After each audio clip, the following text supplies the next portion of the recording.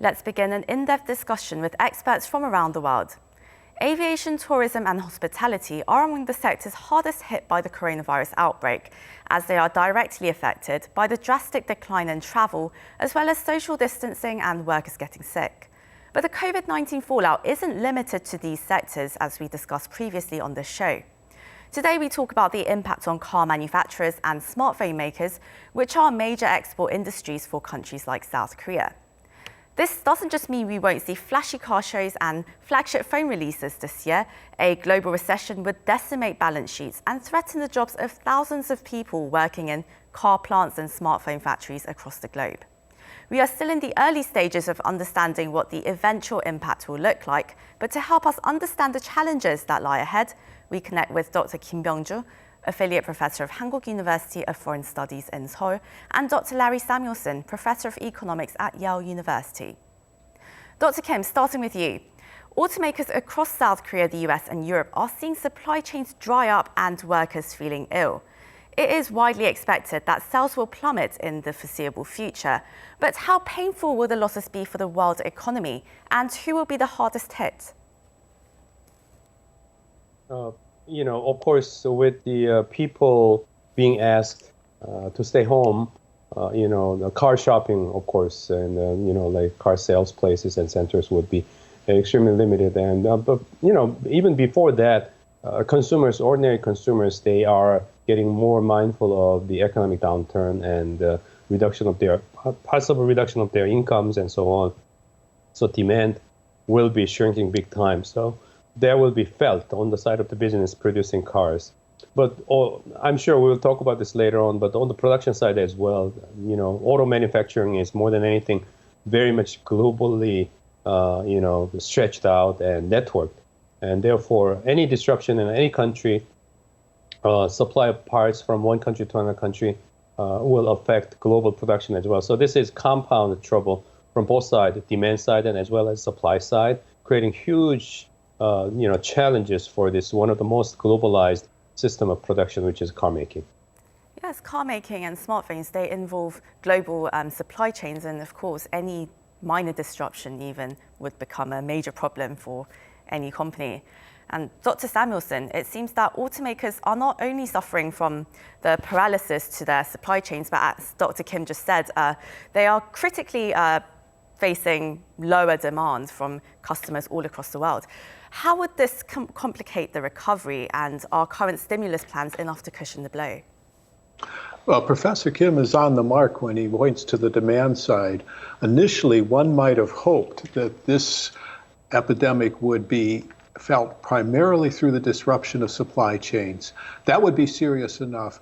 Auto manufacturing is a large part of many economies in the world, Korea and the US both being examples. Auto manufacturers have built their business on intricate and finely tuned supply chains, and disruptions will be painful. But that, I think, pales in comparison to the effects that are going to be felt on the demand side. The social distancing makes it harder to buy a car, but more important than that, we're looking at a recession, we're looking at reduced incomes, at a loss of consumer confidence. Consumer spending is a tremendous fraction of a modern economy, and as that drops, the auto industry is going to feel under tremendous pressure. Right, and many economies are going to really feel the blow, not just on corporate revenue, but also the livelihoods of their workers. Well, Dr. Kim, South Korean and European automakers have already been slammed by the rapid technological changes and trade wars as well. So sales and promotions and government support might not be enough, really. They may only go so far. Do you think these companies need to undergo more fundamental, more structural changes? Right, indeed. This has been, for the past several years, have been a time, it has meant time for great transformation or important transformation. Not easy one, very challenging one for most of the automakers around the world. Main one being before this course, the coronavirus COVID-19 case, of course, the US-China trade friction, for one, and all these different things. But the thing is, not only the political situation of US-China trade conflict, but also the health situation, coronavirus here. But more fundamentally, I would say the technological change that has been, demanded for the last several years. So for the environmentally caused, challenge as well. The automakers have been transformed themselves from a combustion engine-based vehicle makers to a more like a battery-based, motor-driven vehicle makers. And so that's a huge challenge for them. So that requires overall global rearrangement of the global production network as a whole. And so from here, what they face is compounded challenges, the technological side, health side, as well as the political side, and also pure economic side of demand and supply challenge. Those are really big ones. But, after all these challenges over one by one, I don't think anyone will be completely over, by the way, in my own view. But as they go at different phases, they'll have to kind of make themselves even more agile in terms of, adjusting to the changing environment. And one of the last point I want to make is, the transformation that they face is so fundamental. We know that many of the automakers now see themselves in the future not as a manufacturer, but more of what do you call it? Kind of like a IT business, not as much of a manufacturer of machines, but more of IT businesses that they're getting into. So these are the real time of fundamental changes for these automakers. I see. So automakers are now rather seeing themselves as IT, or think they're calling themselves mobility companies even these days. Right. And of course, they're going to need to take on many changes, and they'll see rising costs because of that. And Dr. Samuelson, after this crisis, do you think multinational companies will start actually moving their supply chains closer to home? I mean, they've already been moving their supply chain, spreading them out, I suppose, but it may not have worked as greatly against this global pandemic. Do you in fact think that trade protectionism or even anti-globalization will increase as a result of this outbreak? Well, this crisis has certainly made it vividly apparent that supply chains are vulnerable and that companies with vulnerable supply chains face great risks. I expect companies uniformly to come out of this looking for ways to make their supply chains more robust. I don't expect that necessarily to mean bringing the supply chains closer to home. There are gains to having worldwide supply chains. There are gains to having production specialized across countries, across locations. I don't think we're going to go back to the time when all of the process of producing a car, all of the parts were centered in a single country.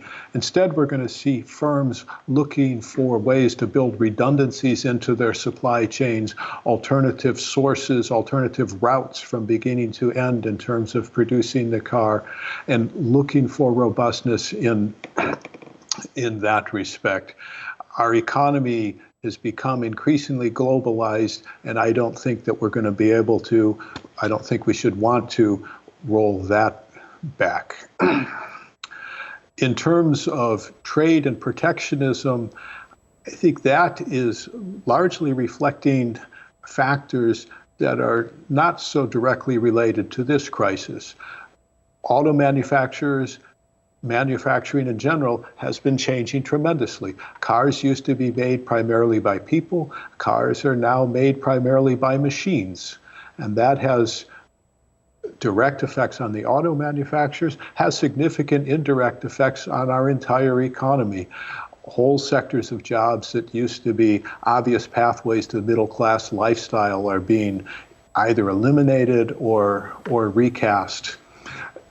There will still be some pressure for protectionism. I don't expect that to be tremendously greater as a result of this crisis. Right, and Dr. Kim, another major industry hit hard is consumer electronics. So smartphone makers like Samsung, LG, Apple, and Huawei are expecting sales to decline significantly in light of the outbreak. What should these companies do then to minimize their losses? I guess in terms of the immediate remedies, dealing with the kind of like a dropping demand that drops like a rock, I don't think anyone has an immediate solution to it. However, in the long run, as Professor Samuelson mentioned, at least on the production side, because these producers have control over their own production side. They will have to do the hedging that Professor Samuelson mentioned, lining up the alternative suppliers and alternative quick methods in terms of changing sources of supply and so on. And I think those things are what they're thinking about at this moment. But on the demand side, I don't know what business can do. But in a way, when we see in Korea and the United States, the governments coming out with kind of like a rescue remedies and emergency measures to stabilize the financial market and stabilize, if possible, the employment, for instance. In Korea, government is acting in order to encourage businesses and companies to retain the jobs as much as they can. And these kind of things probably will make a certain difference. And as these businesses see these governments taking these kind of actions, they will probably feel relatively and at least partially relieved a little bit. Right, so you're saying as huge as these companies are and being massive employers of people, they do need the government support that, all the support that they can get to keep on to those jobs. Well, Dr. Samuelson, China's plants are actually going back online, and South Korea has recently been experiencing a decline in the number of new COVID-19 cases. So if this trend continues, then would this be enough to restore global supply chains? Indeed, it seems as if each day we see new and more alarming news, and you've just mentioned two of the more hopeful recent developments. It looks like China and Korea have gotten a reasonable command over the virus in their countries and are pushing their economies back to a more normal operation. And that is just tremendous news. This will start to restore the supply chain, and that will certainly be helpful. The difficulty, returning to some of our early remarks, is in the meantime, we've had a tremendous disruption on the demand side. And even if we could have the supply chains magically pop back to full and seamless operation, we need an appropriate policy response on the demand side to keep our economies healthy and to handle as best we can the effects of this crisis.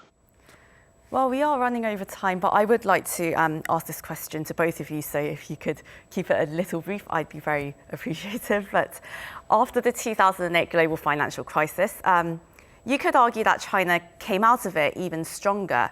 Do you anticipate any major power shifts or any permanent changes in the global economy as a result of this pandemic? Why don't we start with you, Dr. Kim?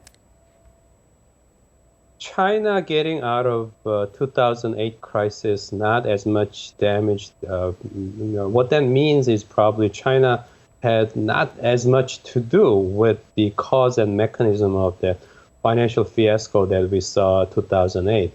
But this time, I would argue that this coronavirus crisis, China, even though it's getting out of it sooner than any other countries, China is in the center of the entire crisis and then problems. The nature of the problem, the interconnected production systems and the way things have to be produced and consumed in massive scales and so on. China is in the center, so it will be very hard for me to imagine China not being damaged or at least kind of like controlling its losses this time. China is doing pretty well relatively so far, but it is one of the main players in the game.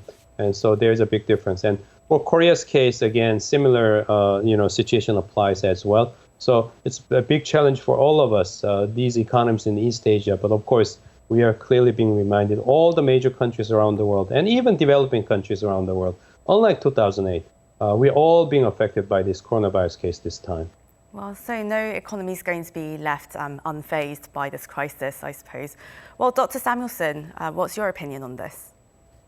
This may be hopelessly naive, but one would hope that this crisis has made clear how intertwined our economies, our societies, indeed our fates, and would hope that it might prompt us to come out of this thinking less in terms of the world economy as a competition, to think less in terms of who has gained or who has lost, who is stronger or who is weaker, and more in terms of the world economy as a cooperative venture. And so I have hopes that after this crisis is over, we might think more of where we can look for mutual gains in our world economy. Well, that's all we have time for today. But thank you very much for your insights, Dr. Kim Myung-joo and Dr. Larry Samuelson, joining us all the way from Seoul and Connecticut. Thank you. Pleasure to be here. Thanks.